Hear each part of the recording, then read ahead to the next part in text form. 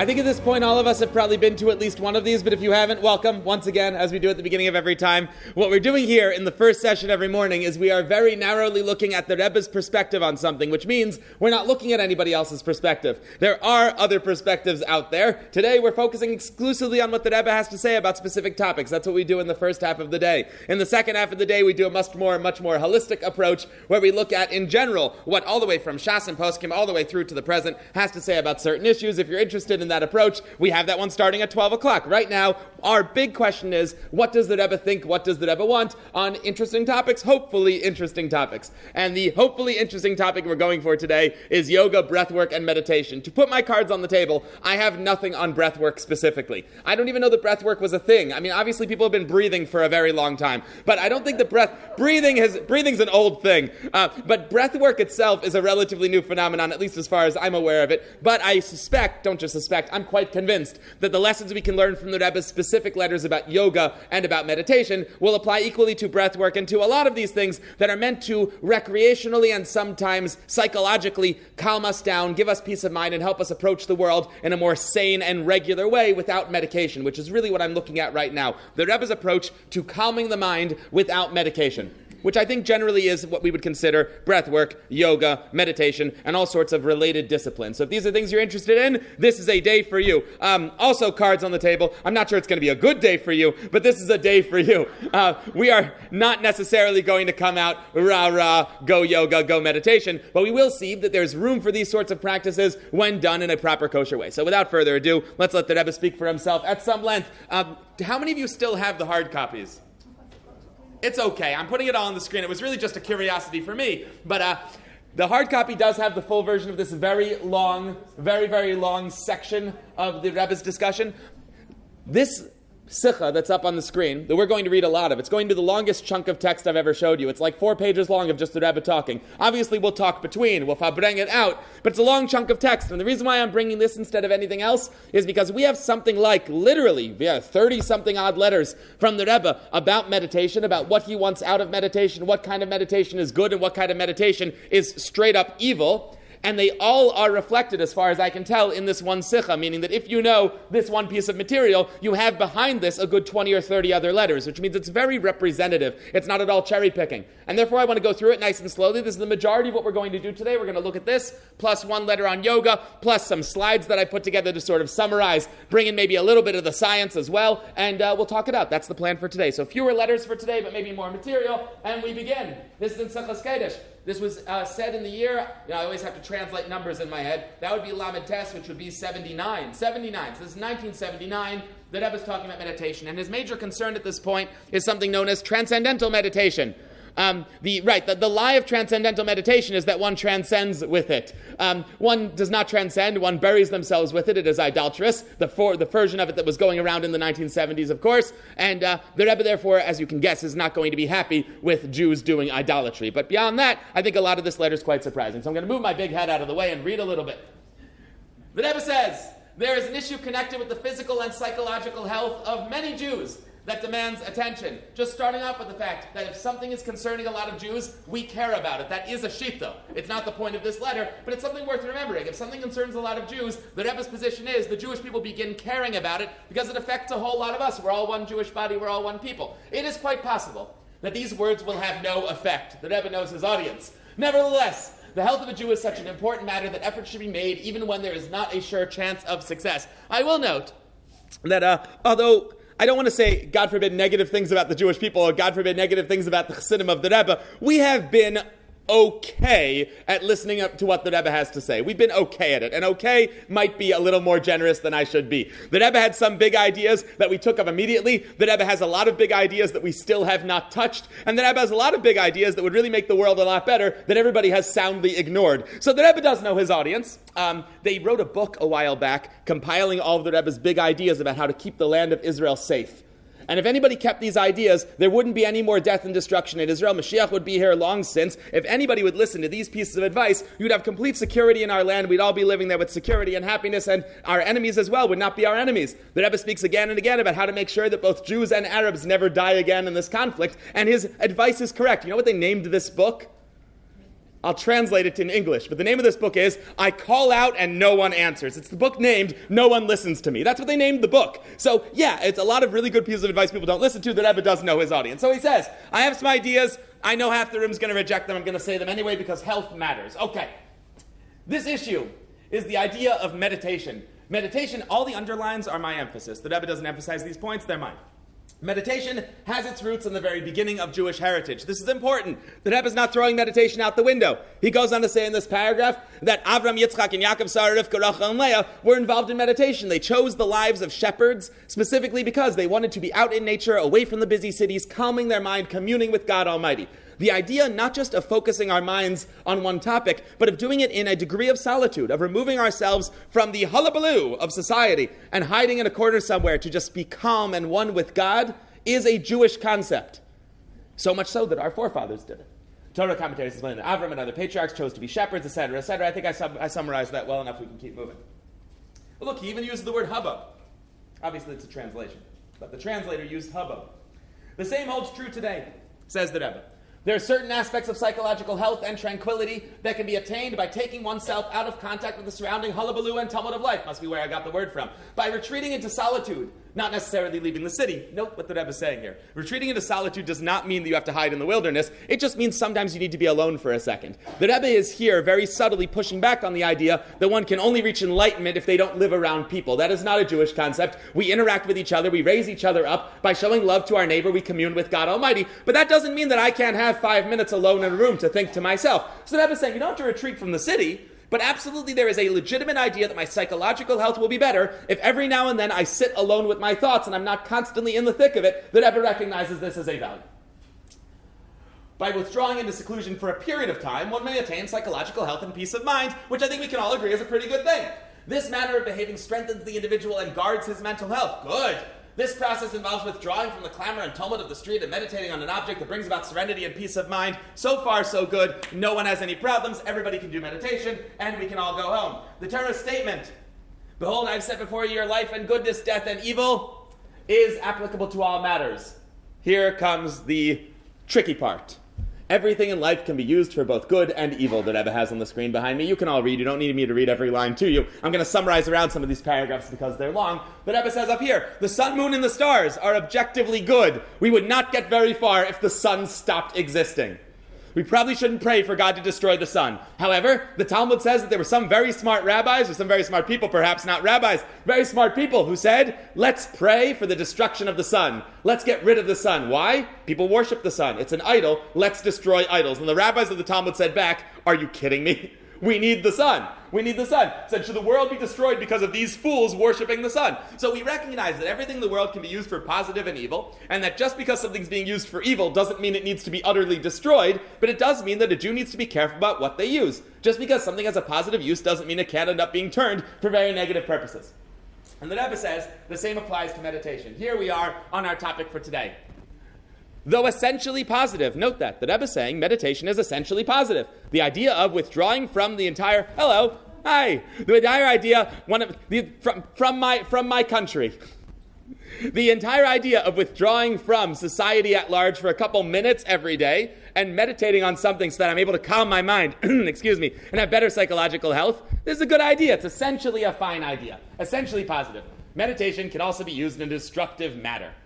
There are those who have connected meditation to actually bowing down to an idol or to a man and worshiping it or him, offering incense before them and so on. These cults have spread throughout the United States and throughout Eretz Yisrael as well. Some have been called by the refined name transcendental meditation, therefore implying that it's above limits or above our limited intellect. They've incorporated idolatry. So there's a good version of this. The sun is perfectly fine, but some people worship it. And meditation, in theory, is perfectly fine, but it's been twisted for something negative. That's how we're starting our discussion. The Rebbe continues, since we're living in the darkness of exile, many Jewish youth have fallen into this snare. Before they became involved with this cult, they were troubled and disturbed. The cult was able to relate to them and offer them peace of mind. I underline this because this is a very important part of our discussion of what a Jew should be doing and should not be doing. Sometimes somebody will ask me if they can do a certain practice that is idolatrous. They don't realize it's idolatrous, but they want to know if they can involve themselves in, for example, a form of idolatrous meditation. And I'll say, no, Jews aren't allowed to do idolatry. I'm really breaking new ground here as a rabbi. I'm very controversial. No idolatry for the Jews. And then they'll say back, but I know for a fact that it helps. And I'll say back, I agree, you still can't do it. This is important. We're not saying these things don't work. We're saying they're off limits for a Jew. They might work very well. And as a matter of fact, the Rebbe says these cults that have people bowing down to idols do give psychological peace of mind. They're calming people down. They're taking people who are mentally ill and making them mentally well. And still not for a Jew because it's an idol. So the counterclaim, but this works, is something that isn't even part of our discussion. We don't care if it works. Our question is, can a Jew do it? I guarantee you that non-kosher food nourishes the body, but it destroys the soul for a Jew. A Jew is allergic to non-kosher food. It's good for the body, bad for the soul. Same thing with these sorts of things. These things can be mentally healthy. They really can help psychological health. But if a Jew can't do them, it's off the table for us, even if they help. So the Rebbe says, this cult was able to relate to them and offer them peace of mind. But it's connected to idolatry. They're burning incense, they're bowing to a guru. These things are bad. And the Rebbe says, people aren't really protesting them because this isn't so well publicized that there's idolatry as part of it, which I didn't underline, but is going to be incredibly important for our discussion of some forms of yoga. It is not well publicized that some of the things that people do, not realizing they're idolatrous, have idolatry components and therefore must be done with caution. We'll discuss that in a moment. This is not a new problem that people don't necessarily know what they're doing. People very rarely know what they're eating. They very rarely know what they're putting in their bodies. And when it comes to these practices, people very rarely know what they're actually doing when they move their bodies in a certain way. However, while those who should be protesting remain silent, Jewish youth are becoming involved in idolatry, a sin so severe that the Torah declares that one should sacrifice his life rather than worship idols. We talked yesterday about the fact that almost every mitzvah in the Torah is less important than your life. Your life matters more than almost every mitzvah in the whole Torah, which is why if someone tells someone, eat treif or I'll kill you, God forbid, they should eat the treif and live. But there are 3 exceptions to this rule. 3 mitzvahs that we die rather than commit. 3 sins that we die rather than commit. We will die rather than murder another person. We will die rather than engage in the forbidden relationships in the Torah. And we will die rather than worship idols. So this is really serious. This is something that a Jew would rather die than do, and nonetheless, Jews are doing it for their own mental health, which is not worth it. It's not worth it. Even though mental health is so important. Moreover, this scourge is spreading and snaring youth and adults alike. One sin leads to another, it gets worse and worse. Therefore, the Rebbe says, a program must be organized to spread kosher meditation. So the Rebbe wants a kosher version of it. And the Rebbe recognizes some people are going to push back against this. He says, I know there are those who are going to argue and say that kosher meditation might lead to non-kosher meditation. Give them a taste for the kosher stuff. They might run away to the transcendental idolatrous stuff. And the Rebbe says, it's worth it. It's worth the risk because we need to protect Jewish youth who have become ensnared by idolatry. It says the spirit of Judaism, especially opposite the spirit of Chassidus, to withhold assistance from anyone who needs it. If people need this, we need to provide a kosher version of it. It's needed, so provide a kosher version. And if you stopped there, which unfortunately I think a lot of people who read the Rebbe's position on things do, I think a lot of people stop there. They go, look, the Rebbe recognizes that meditation that is idolatrous is wrong. Therefore, make a kosher Kabbalah Jewish version of it, have it in synagogues across the country, make sure nobody's bowing down to any idols, and we love meditation. The problem is they forgot to read the second half of the Sikha and half of the letters that Rebbe put out on the topic, where he proceeds to say, and I don't want healthy people doing it at all. The above debate ignores the main issue. We're not dealing here with providing a means of approved meditation necessary for those who wish to begin meditating. Our goal is not to get people into meditation. If somebody has not meditated yet, says the Rebbe, I don't want them starting. He goes on to say, their Jews have already fallen for this deception. The simplest way to draw them out of it is by providing a kosher alternative. Our goal is not to make meditation kosher. Our goal is to make their meditation less treif. We're finding people who have been broken by this and healing them with kosher meditation. Kosher meditation is not for someone who's not currently worshiping idols. The Rebbe goes on. Says clearly the Torah obligates us to do this. We have to love our neighbor. And then he continues.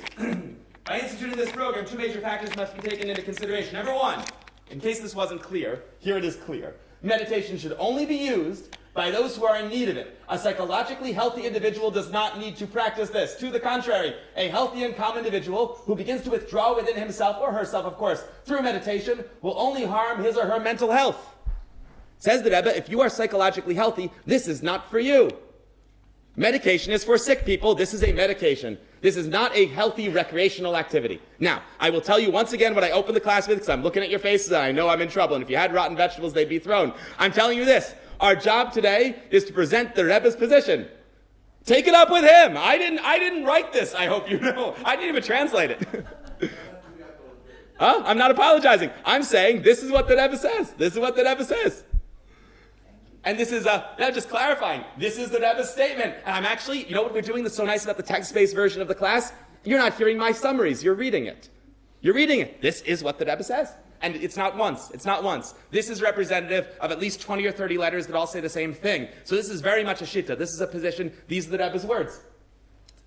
I will note that as far as I'm concerned, the day that somebody becomes a chassid, it's possible to be a very good Jew and not be a chassid. And I fabrang a lot with chassidim about what it means to be a chassid. And as far as I'm concerned, the day someone becomes a chassid is the day that they read something from the Rebbe that strikes them as wrong, and they decide they're going to give into that position anyway. That is, maybe he knows something I don't. So, I do think that's what separates the chassidim from the rest of the world. The fact that sometimes we see something that is true, and it doesn't feel good, and we decide to do it anyway. I think the insistence on truth over what feels good is part of what makes chassidim chassidim. I'm not the first one to say it. The Alter Rebbe himself said that had he not included the idea of truth in his writing and included all the other values of Chassidus, he would have had millions more Chassidim. The reason why Chabad Chassidus is relatively small is because it demands a certain level of truth, which is, my feelings don't necessarily matter as much as what I see to be right. So, take this into consideration and think it through. If you find it to be true, set aside the way you feel. That's what a Chassid is. Anyway, I'm presenting it to you as is. Okay. A parallel to this notion can be found in the Talmud, he goes on. He says that the laborers of Mechuzah, they were used to hard work and carrying heavy loads. If they didn't carry a heavy load every day, they became sick. And the Rebbe says, for most healthy people, not for most, for all psychologically healthy people, it is harmful to calm down. We were made to work. We were made to spend all of our time helping other people, spreading goodness, spreading light, throwing ourselves into the study of Torah and performance of mitzvahs. To take a moment and just remove ourselves from society and society's needs and say, I need some time for myself to clear my mind, can actually harm a person when not done in a kosher way, which in the moment the Rebbe is going to say the only way that a Jew is authorized to meditate, which is very narrow. But these forms of general meditation, where a couple hours a day I'm meditating, removing my mind from the situation, not focusing on Torah, but focusing on calmness, the Rebbe doesn't want this at all for healthy people. This is not for healthy people. And I understand I'm being recorded. I understand I'm therefore accountable for the things I say. There's a real power to giving Shabbos lectures. You know, there really is. There's a real safety to speaking on Shabbos. When you're recorded, there's even video. Hello, people watching video. There's even video. There are a number of Chabad institutions that have forms of meditation or yoga or things like it taking place. And I would draw their attention to the Rebbe's claim that if these people are healthy who are taking part in it, I very firmly do not think that this is what the Rebbe wants from his institutions, that healthy people should be engaged in meditative practices outside those of prayer, which we're about to see a little bit more about in a second. The manner of meditation required by all. That's the one for healthy people who are psychologically healthy and have not already been bitten by the poisonous meditation of the idolaters. What about the meditation for everybody else? The Rebbe says there is some. There's a manner of meditation required by all. Is that which is part and parcel of one's spiritual service. Thus we find the directive in the Code of Jewish Law, that's the Shulchan Aruch, that prior to prayer an individual should meditate on God's greatness and man's insignificance. The Code of Jewish Law obligates us to sometime, to every day before prayer, meditate on the greatness of God and the smallness of man. This meditation, however, is one that has fixed times prior to prayer and specific goals, not of calming one's nerves. Meditating to become calm is not for healthy Jews. Meditating to put myself in the right frame of mind to recognize the greatness of God and the insignificance of the world relative to God, and therefore the fact that God's priorities in this world should overwhelm any of my petty urges and any of the world's petty goals, that's the way a Jew meditates. But to calm my mind, not for a healthy Jew. Not for a healthy Jew. That's for a Jew who's not well. The second crucial feature is that this kosher meditation that's for everybody, the universal meditation that is even for healthy people, that should be based on a kosher idea or Torah concept. You meditate on a piece of Chassidus. You meditate on the verse Shema Yisrael Hashem Elokeinu Hashem Echad, focusing on the idea that God is completely one. And obviously it doesn't really mean much to say that God is one. A lot of things are one. If I put one chair here, it's just one. One means only. And one means exclusively, and one means that the multiplicity of the universe is really just part of the one. The basic meditation of Echad, Aleph, Ches, Daled, is that the four directions, north, south, east, and west, and the seven heavens and earth, which are represented by the number 8, are all completely nullified relative to Aleph, which is Hashem, the master of the world. That kind of meditation. That kind of meditation is for everybody, but that's not what people are talking about when they're saying calm the mind. As a matter of fact, that makes the mind a lot busier. Authentic Jewish meditation for healthy people is busy, not calm. It doesn't empty or calm the mind. It fills the mind with Torah. It fills the heart with a passionate need to leave solitude and go change the world. That's the meditation that's for everybody. The kind that calms a person down is for someone who pathologically needs it. And if a licensed mental health professional says this person would benefit from having a calmer mind, then we now have a kosher alternative for a person who's not well. But if you are mentally well, this is not for you, says the Rebbe. The only meditation that's for you is prayer meditation, and that will do the opposite. That'll rile you up. It won't calm you down. People who pray effectively, they don't become calm. They become restless.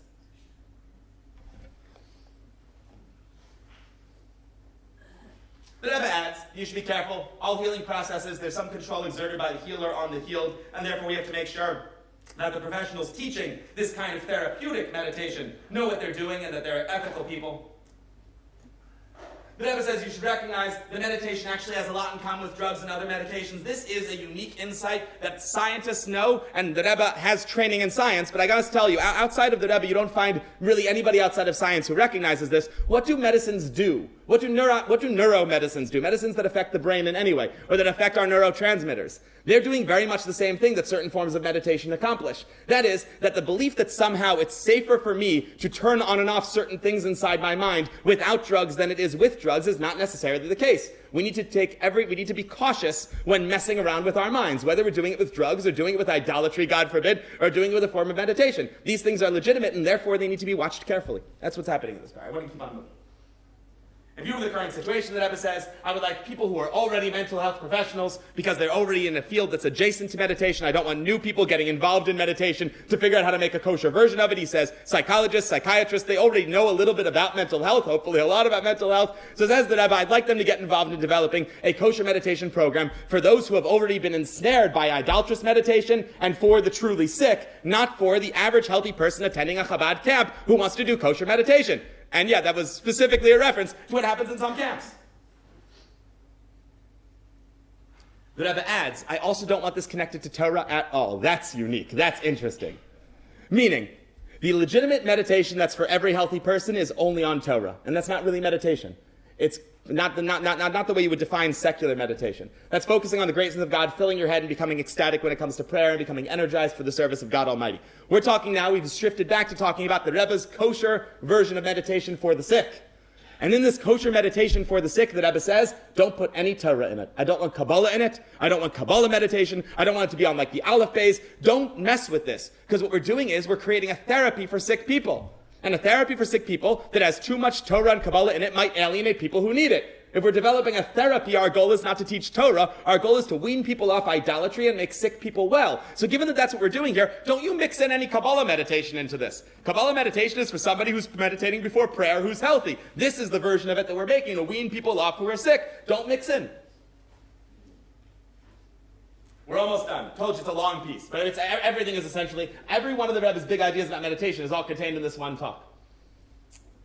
We said here that we want the psychologists being involved in it, and finally down here at the bottom, let's finish. If publicized adequately, this campaign will be met with immediate success, saving so many who stand at a crossroads and who do not mean to live in opposition to Judaism. The Rebbe says these people do not know they are worshiping idols. They don't necessarily know they're doing things that are forbidden. They believe that every form of spiritual service is valid because it feels good. A lot of people think this. A lot of people think that if something feels spiritually good, that means it's good. There's such a thing as spiritually bad, and that's also spiritual. Ruchnius, spirituality, is not automatically a good thing. So these people feel spiritual and they're wrong. And the Rebbe says, we are here to help. And we're going to help them by instituting kosher meditation.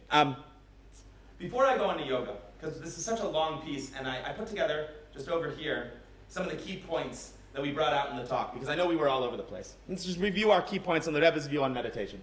Number one, meditation has its roots in our most sacred practices.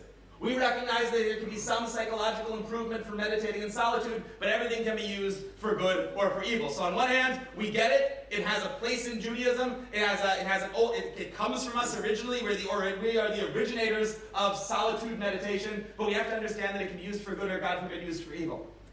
Number two, meditation that involves idolatry, even if it's being done by mistake, even if they don't realize they're worshiping an idol, is very, very bad. It's a sin that somebody must die rather than commit. This doesn't mean it won't work. I cannot stress how important this is. It can calm the mind and destroy the soul all at the same time. Not everything that works is for a Jew. We need to therefore organize a kosher version of meditation. It should not be based in Kabbalah or even really in Judaism. Just free of idolatry. Have mental health experts lead the charge. Make this clinical. No one should begin meditating recreationally. No one should start meditating if they're not sick, even using the kosher version. Kosher meditation is only to help wean people off idolatrous meditation and or address their legitimate mental health needs. Healthy people begin meditating, even in a kosher way, will be harmed by it because it's just not for healthy people. The only legitimate meditation for healthy people is through prayer. There, the goals are not to become calm, but to serve God, and the subject of that meditation must be a Torah subject. Could we save questions till the end? If you don't mind, because I know I'm going to run out of time. I just know it. We have more to talk about. We only did meditation. I still owe you yoga. I know, right? Like when I asked you how many of you do yoga and how many of you meditate, there were like 5 hands for meditation in the whole room for yoga. I see people preparing. I see people preparing to escape. You should be nervous. We have another letter. I find that if we're all ready for what happens, then we can mourn together. Okay. I mean, I entitled it "Surprising and Painful," so you can probably tell what direction this is going in. I will be very open about this letter. There are two places that I know of where the Rebbe mentions yoga by name. In both of them, he's not a fan. The other one that I'm not bringing you is only 1 line long, though, so there's not a lot to play with. The problem with this one, which is longer, is that this is from a particular group of Rebbe letters that the Rebbe took a pass on that were written with his guidance, but that he never took a final pass on. Is that the right way to describe these, would you say? Meaning, these letters, I don't know if every word in this letter is exactly the way that Rebbe would have published it out. That is a question for your mashpia. As far as I'm concerned, nothing comes out from a Rebbe that's not supposed to come out from a Rebbe. God runs the entire world. But this is not at the same level as the letters you will find in Igros Kodesh. That is just something I must mention. Now, the Rebbe says, somebody asked the Rebbe about yoga. And the Rebbe is not a fan. The Rebbe says, inasmuch as Torah and mitzvot were given to all Jews and to each one individually for all times and all places. These are our lives and the length of our days. It's clear that every moment of a Jew's life should be consecrated to Torah and mitzvahs. We are busy people. We don't know how long our lives are. Mashiach's coming, so I can guess quite long. We don't know how much time we have in this world right now to bring the Geula and to do the things we're supposed to do. So we need to use our lives properly. It should be consecrated to doing the right thing, Torah and mitzvahs. That, as I assume you know, does not just mean studying Torah and doing practical mitzvahs that you think of automatically. It means taking care of your family. It means raising good children. It means interacting with the community at large. We are dedicated to the cause, which of course is a kind of Torah and mitzvahs. I'm just saying, we're not saying here a person has to lock themselves in the base medrash. We're saying here that a Jew is so mission-oriented that we don't have side interests. Our side interests are part of our service of God, or they're not on the table for us. Meaning we do extracurricular activities if they give us more energy to serve God. But other than that, we don't involve ourselves in things just for fun. A Jew doesn't do anything just for fun. They have fun so that they can have energy to do the right thing later. They relax so they can clear their mind to study Torah better. A Jew doesn't just have fun. Yes? It's for health. For health, which is the way of keeping your body healthy. Absolutely. So we're going to do it. But don't worry. The letter's on the screen. We'll talk. But yes, I'm saying pure recreation without a goal, for example, of health, which is, without a healthy body, you can't do anything, as we discussed at length yesterday. Right. Okay. So the Rebbe says, I want every moment of a Jew's life to be consecrated to Torah and mitzvahs. Hence, it is both surprising and painful, to see a Jew spending precious time in search of greener pastures elsewhere, even if his intentions are good, for as above, the important thing is the actual deed. What's the Rebbe talking about? The Rebbe says, I expect you to stay in the pasture of Torah. You're looking for greener pastures elsewhere, and I find that surprising and painful. What greener pastures are people looking for that the Rebbe finds surprising and painful? The Rebbe is kind enough to clarify. Needless to say, the above includes yoga, and similar cults, even if it's not connected with anything pertaining to Avodah Zarah. I must emphasize this line, even if it's not connected to anything pertaining to Avodah Zarah, which means even if you were to take the idolatry out of yoga, the Rebbe finds it surprising and painful that you're doing it. That is interesting to me. We'll explain why. Don't worry, we're going to unpack this. We're going to have some discussion of it, but I want to start just by reading the primary text together. We should be able to read primary texts. The idea of Rabbi Groner's idea for this first session was that it should be text-based specifically, less dictating, more reading. So if you're frustrated with my reading, that's by design. If there is such a cult completely free from Avodah Zarah, and in this only a competent Torah authority was permitted with halachas qualified to rule, so the Rebbe says here, I'm upset that Jews are doing yoga, even if it doesn't involve idolatry, but I'm not sure there is a yoga that doesn't involve idolatry, because you would have to ask a very qualified halachic master to determine whether your yoga in truth does not have idolatry. So the Rebbe is saying two things here. Number one, I'm upset about yoga even if it doesn't have idolatry. And number two, I seriously doubt you have a yoga that doesn't have idolatry. Double hit. I'm not seeking opportunities to admonish anyone, but he is, right? I'm not seeking opportunities to admonish anyone, but since you mentioned certain Oriental cults, it is my duty to call to your attention the fact that every spare moment that a Jew can use to deepen his knowledge of Torah, that he dissipates on other things, is deplorable enough. Not to mention cults that are in their overwhelming majority are certainly connected with Avodah Zarah in one way or another. And if there are exceptions, one must make doubly sure through an expert Torah authority, as mentioned above. In light of the Rebbe's many letters about meditation, and other comments on yoga and similar things, I'd like to unpack this letter a little bit and contextualize it in what I believe is the Rebbe's shita regarding yoga. Which in this case, I think really people are free to disagree because part of this is my interpretation, but I would like to offer my interpretation. Number one, if yoga has not been sanitized by a competent halachic authority, a Jew has no business in yoga. Meaning, joining a local yoga class without making sure that it is kosher is the equivalent of eating local food without making sure it's kosher, except worse because it's idolatry. We're very careful about the food we put in our bodies. We're very careful to make sure it has good ashkacha. There are some ashkachas that we don't think are good enough ashkachas. We're very angry at this ashkacha. But that. We're very careful about the food we eat. I think being careful about idolatry matters a little more. Not to minimize how careful you should be about your food, but idolatry is a big deal. The example that I gave at your Shabbos table when we had a similar discussion, Rabbi, and I think I don't like using the word, but it's a good example, is we have bacon bits in America. It's a very popular food among Jews. It doesn't contain any bacon. 0 bacon and bacon bits. They're little bits.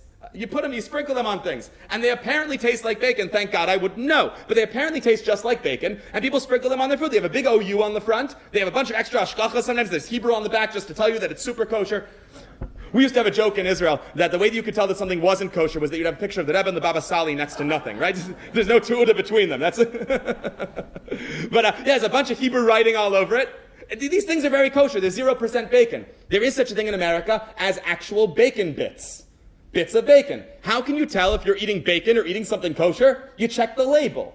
Can you imagine a Jew saying, look, my goal is to eat this flavor. I don't care if I'm eating the kosher version or not. There's a club down the street that does bacon bits every morning at 6 a.m. Makes me feel good, therefore I'm just going to eat them without checking the hashgacha. You would say, are you out of your mind? That could be bacon. So step one, and this is not the Rebbe. The Rebbe says this, every rabbi will say this. There isn't a rabbi in the world that won't say this. This part is universal. If a person is going to practice yoga, they first of all have to make sure that it's a version that has hashgacha. Meaning a rabbi has checked out, a rabbi who knows what he's talking about, has checked it out to make sure that it doesn't involve literal idolatry. Now come on, is that a real risk? The Rebbe here says that he's convinced that they all involve idolatry. He's not convinced a version exists without it. You guys do yoga. How much idol worship is there in your daily yoga routine? I mean, I'm sure most of you who raised your hands do a kosher version of it. But we know a little bit about yoga. How much it's not theistic, right? Let me just support the Rebbe real quick. Not that the Rebbe needs my help, but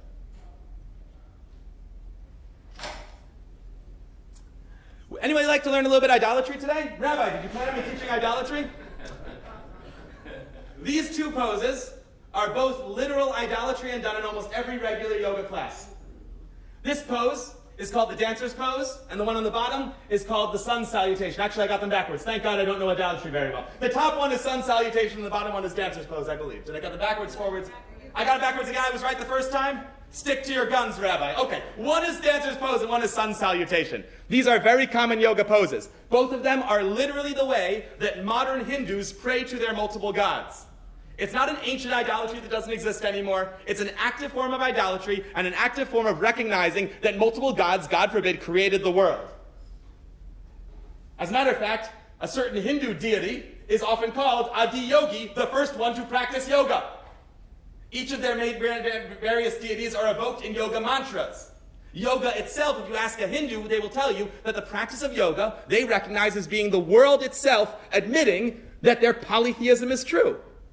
So yoga itself does carry when the Rebbe says, I'm not sure you can really divorce yoga from idolatry, he does know what he's talking about. As far as Hindus are concerned, this is how you worship their gods. But furthermore, there are two poses, that at least two, that are incredibly problematic. The sun salutation is literally how they daven shachris lehavdil.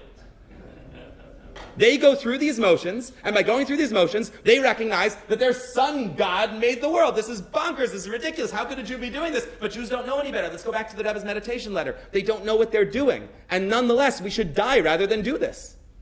Rather than bow to the sun god, once again, I cannot stress enough, I'm not breaking new ground here by telling you that a Jew dies rather than bows to the sun god. This is old idea.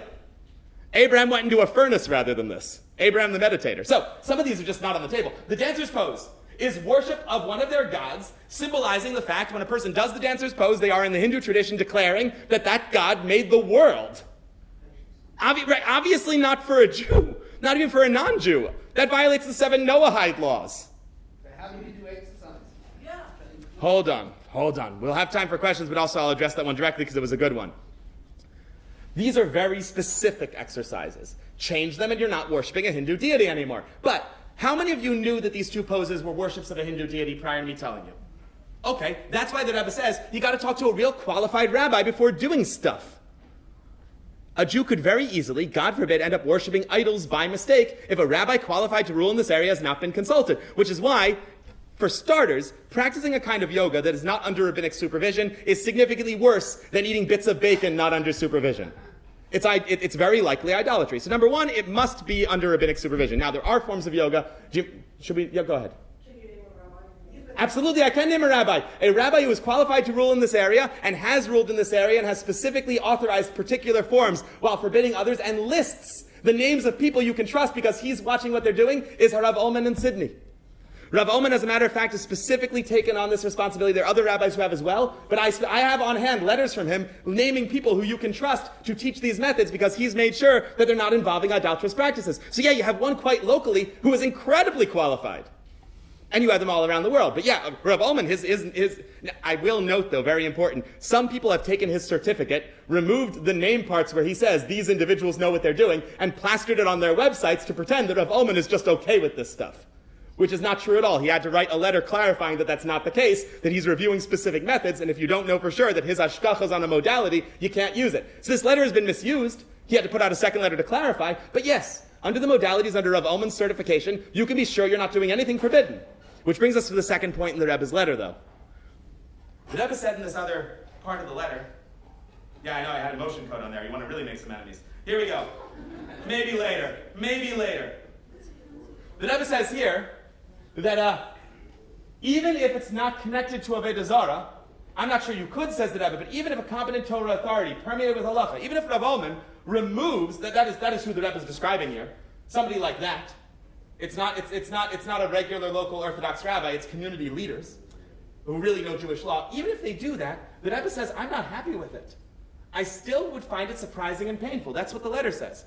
Even if it didn't have idolatry. So if it has idolatry, it's off the table. If it's not kosher yoga under rabbinic supervision, a Jew can't even think about doing idolatry. How are we even having this discussion? But kosher yoga that has been done under the supervision of a rabbi, the Rebbe is still upset about it. Why? What is his problem with kosher yoga?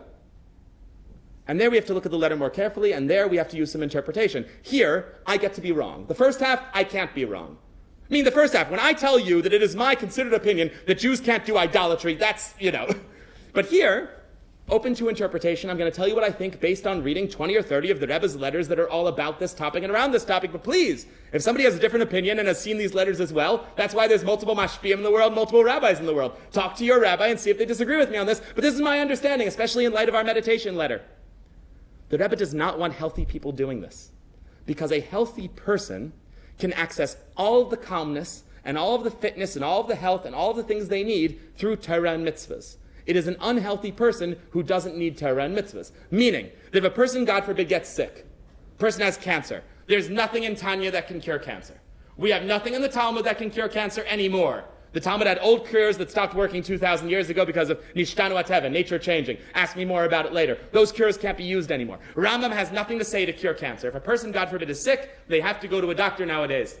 If a person, God forbid, is not mentally well, mental conditions are the same as physical health conditions. We now know this, thank God. The people who are not mentally well, they are physically ill as well. Something's not going right with the neurotransmitters. Something's not going right with the mind, and these things can be treated. And nowadays, if someone is sick and wants to get well, they must go to a mental health professional. And therefore, someone who's sick and needs to become well, their mental health professional might tell them, yoga is a good choice for you, in which case, make sure it's kosher and do it, because that's a medication. And a mental health professional who says, meditation is something that your mind needs because you're not well, that's a medication, make sure it's kosher and do it. The Rebbe is signing off on these for people who are not well. But when someone does it recreationally and is already well, the Rebbe's statement is, I don't understand why you're seeking out greener pastures. Do you really not believe that Tanya can calm a healthy mind as well as yoga? Really? Is a Jew really willing to look the Rebbe in the eye, or look me in the eye, or look the Holy Torah in the eye, open the Aron Kodesh and make the following statement? I believe that the East has wisdom for healthy people greater than the wisdom of Torah. I think that's what the Rebbe is saying here. The Rebbe is saying if you're not healthy, you need medication. If you need medication, find the kosher version and go for it. But if you're healthy, why are you seeking out greener pastures? Do you really think we don't have something more powerful for your mind and body than yoga? What are we doing there? And I think this fits very nicely with the Rebbe's earlier discussion of meditation. Healthy Jews spend their time in Torah and mitzvahs, and in parv activities, perhaps. A sport developed in the West.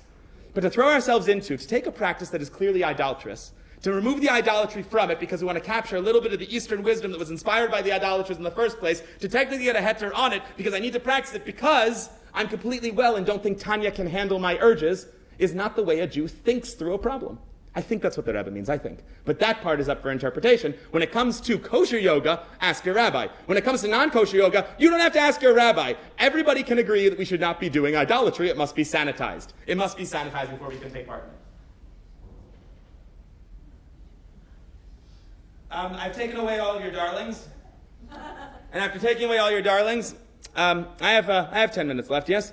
After removing all the things people love, I've learned from the Rebbe that this is the way that Rebbe operates. He really does. We don't take things away from people without replacing it with something better. I have made the promise that a Jew does not need to, a healthy Jew does not need to seek out greener pastures. A Jew who is having mental challenges or physical challenges goes to their doctor wants yoga, great, do the kosher version. Their doctor wants meditation, great, do the kosher version. That's for people who are not well. A person who has no diagnosis in mental or physical health and just wants to get ahead and calm their mind and maximize their devotion to God Almighty has a very kosher alternative. Not just a kosher alternative, but a mitzvah on the table, and that is the study of Chassidus.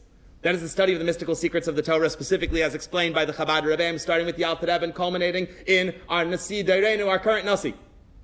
The study of Chassidus does do all of those things. All the advantages people get from recreational meditation and yoga plus more is accomplished through Chassidus. And if you're looking at me saying that's not what I've gotten out of Chassidus so far, let me show you why in our next 10 minutes. Let's spend 10 minutes talking about why not everybody gets this out of Chassidus and how to make sure that you can if you want to.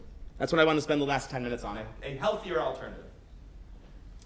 I'm going to quote this letter later today, I think, so please seem surprised when it appears again.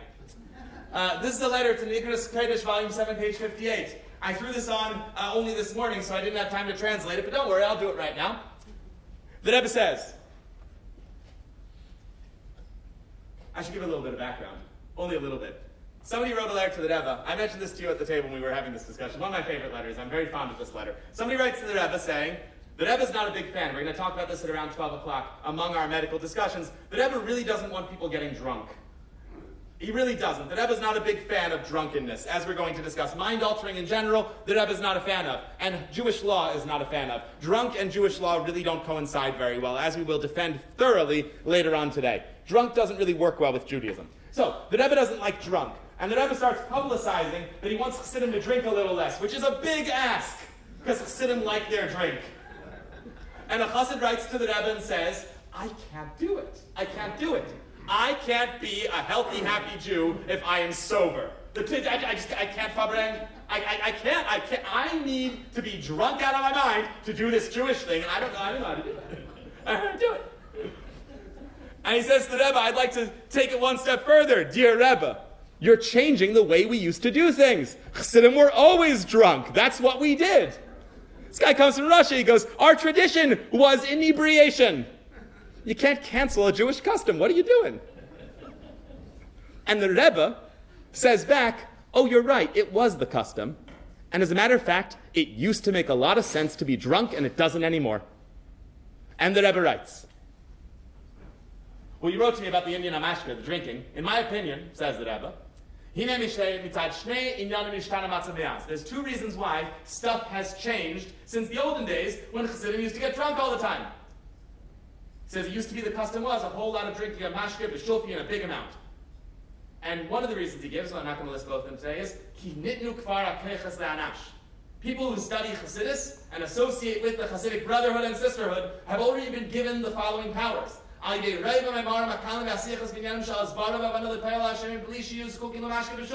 Rebbe, through the publication of simple Maimarim and easy to understand sichas, Chassidus that is not locked behind the esoteric, but very accessible. The fact that you can go on Chabad.org right now and read the deepest mystical secrets of the Torah with full explanations and footnotes and commentaries and find 25 classes given by different rabbis and rebbitzins all on the same topic. The fact that this stuff is accessible now to the simplest mind has taken away the need for alcohol, because the same stuff that used to be only attainable through drunkenness can be attainable through Torah that you understand.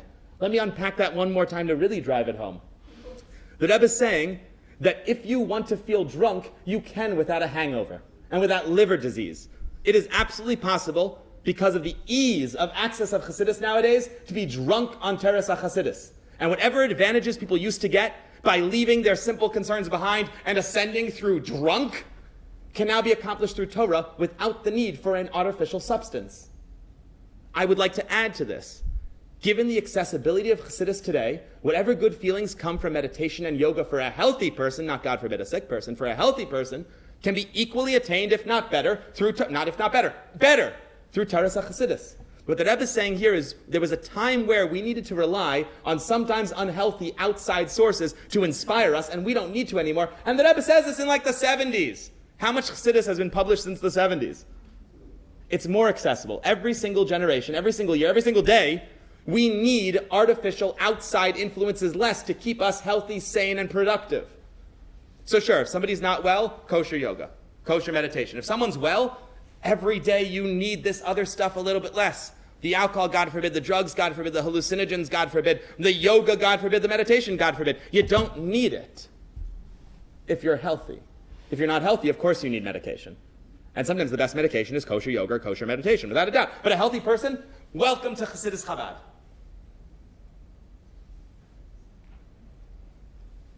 I will note that this is one of the entire points of Chassidus. This is in the Likutei Diborim.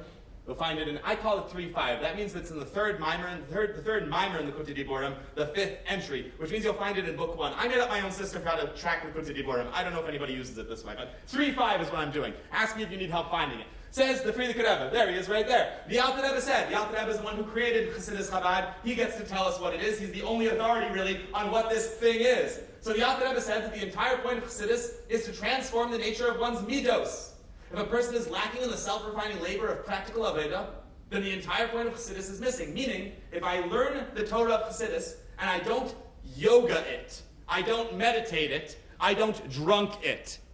If I learn Chassidus and it's purely an academic exercise, and I don't take the time afterwards to pray with it, to develop myself with it, to let it permeate my entire body and change me, to set my face on fire and make me feel something, if I can't get to that level that Rebbe just described, there's no point. Study Mishnah. The goal of Chassidus is that it can do this. A person lacking in the self-refining labor of practical service of God, the entire point of Chassidus is missing. As for those who study Chassidus and occupy themselves with comprehending it, they get it, they understand, they're smart. But without being brought by their study to practical avodah, but they don't care about it actually changing them. People who really do get it, but aren't putting in the work to actually make it do something for them, this is an indication that their study of Chassidus has become distorted and has veered away from its proper path. Chassidus is half of what we're supposed to do. We study it and then we spend time sitting with it and implementing it, tossing it around in our minds and meditating over it. Dare I say, moving our minds and bodies with it. Breathworking, yogaing, and meditating with it.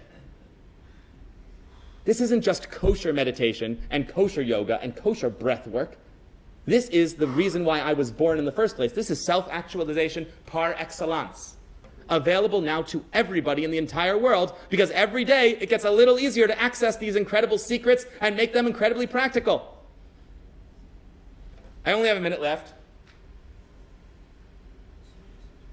Does anybody know who that is? We have any relatives? That is, any relatives? Are you a relative? Ashrecha. Yes, this is Rav Shlomo Chaim Kesselman. This is Rav Shlomo Chaim. Never mind, you're a relative anyway, we're all related. You know, I saw a study that something like 80% of Ashkenazi Jews are related to Rashi. You're almost certainly his first cousin. Honestly, if you meet an Ashkenazi Jew you're not second cousins with, you might not be Jewish. We're all related, so you're probably related to him anyway. But I was talking a little more nuclearly. He was one of the great teachers, one of the great appliers of Chassidus of the past generation. And for years, students would come to him and ask him, practically speaking, how do I take a piece of Chassidus and make it actually feel like something? How do I take Chassidus and not make it just an intellectual exercise, but turn it into something that gives me the same better effects than yoga, than breathwork, than meditation? How do I How do I really fly with a piece of esoteric Torah or a piece of Chassidus? And he would give advice case by case to individuals on practically how to do it, how to think their way through a piece of the Rebbe's Torah, a piece of Torah's Chassidus, and to make it do something.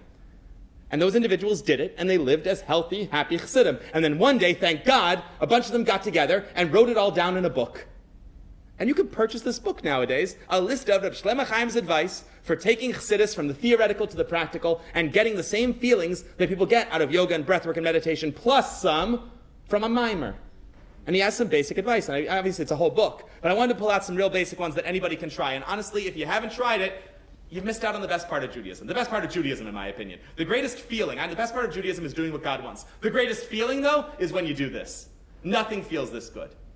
I know a thing or two about being under the influence of drugs, not because, God forbid, I've ever been under them, but because I study the effects. I know what side effects drugs are supposed to have.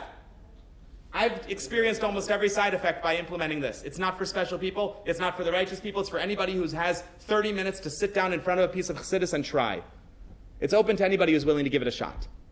Step 1, read the piece of Chassidus. Right? Step 1, read it. You got to understand what you're reading. If you don't understand what you're reading, read it in English. If the English doesn't make sense, find commentaries. If they don't make sense, thank God we have some of the most qualified rabbis for teaching Chassidus in the entire world right here in Melbourne. Find somebody, and the Rebbitzins, find someone to explain it to you. Understand what you're reading first and foremost. Doesn't take that long. Nowadays, thank God, these things have been explained. Then you run through the piece of Chassidus in your mind. Unless it's a piece of Tanya, don't get caught up in the exact wording. The point is to make it your own, which means to take this piece of Chassidus that you've studied, review it in your own mind in your own words. Ask yourself, how would I explain this to somebody who is uninitiated? How would I explain this to my non-Jewish coworker, lahavdil? How would I explain this to a small child? And say over the thing that you just learned in different versions of your own words. As you do this, it moves from being what we would call chachma and bina into being what we would call das. That is, it changes from being an intellect that sort of swoops in and out of my head to being something that's very much mine. I transform from being the recipient of the Torah to being somebody capable of giving it over. I turn from a makabel into a mashpia, to use classic Hasidic terminology. That's when it becomes mine, and that's when it starts to change me. Discuss it with yourself as if you're explaining it to somebody else. And pull out clear, practical lessons without too much creativity. That means don't read the mimer and go, I've decided based on, the fact that this has the gematria of that the Rebbe wants me to go skydiving. I mean, in most Chassidus, there is a literal, any Rebbe will say, by the way, here's some practical thing to implement. Usually it's mentioned along the way. Pull those out and try them. That is, that if a person learns a piece of Torah Chassidus, thinks through it in their mind, meditates on it, not by God forbid clearing their mind, but filling their mind, going over again and again, how would I explain it to this person and to that person until it becomes very much their own, and then walks through their day implementing practical lessons from it, they'll get all of the advantages of yoga, breathwork, and meditation for a healthy person. A person who's, God forbid, not well, absolutely needs interventions. But for a healthy person, you have everything you need here, and the Rebbe wants to know why we're looking in greener pastures. I think that's why the Rebbe finds it surprising and painful. It's surprising and painful when we have this, that healthy people are going anywhere else. Healthy people. For those who are not healthy, part of Avos Yisrael is providing kosher alternatives. Okay, thank you all very much.